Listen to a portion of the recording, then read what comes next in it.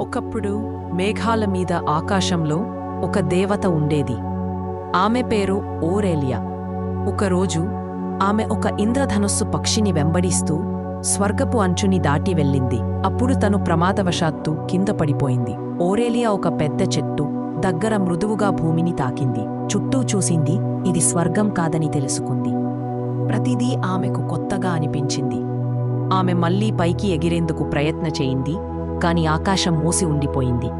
ఆమె అయోమయంలో భయంతో ఒక పెద్ద చెట్టు కింద కూర్చుని కన్నీళ్లు విడిచింది. ఆ సమయంలో ఓ చిన్న గళం వినిపించింది. నువ్వు దేవతవా?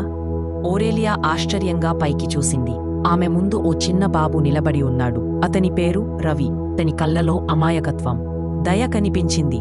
రవి ఆమె చేతిని పట్టుకుని గ్రామానికి బయట ఉన్న ఎత్తైన కొండపైకి తీసుకెళ్లాడు. అక్కడ అతను కళ్ళు మూసి ప్రార్థించాడు. ఆకాశంలో నక్షత్రాలు మెరువడం ప్రారంభించాయి.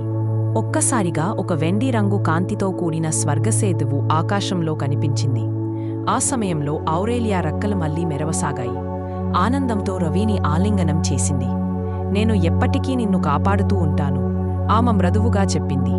చివరిసారి చిరునవ్వు ఇచ్చి ఆమె ఆ స్వర్గసేతువు పైకి ఎగిరి వెళ్ళిపోయింది. ఆ రోజు నుండి ప్రతి రాత్రి ఒక వెలిగే నక్షత్రం రవి కోసం ప్రత్యేకంగా మెరుస్తూ ఉండేది.